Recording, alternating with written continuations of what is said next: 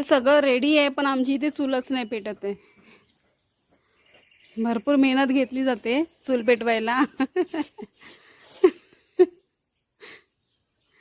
चूल पेटतच नाहीये. ताट तुटेल थोड्या वेळात.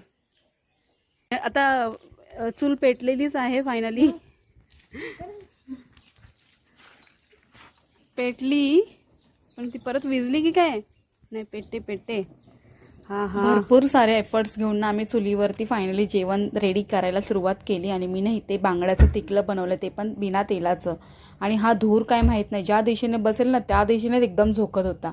आणि ह्यांची नवीन रेसिपी बांगड्याची पोटली. केळीच्या पानामध्ये बांगडा बांधला आणि चुलीच्या निखाऱ्यांमध्ये ना शेकवून घेतला. झाली बांगड्याची रोस्टेड पोटली.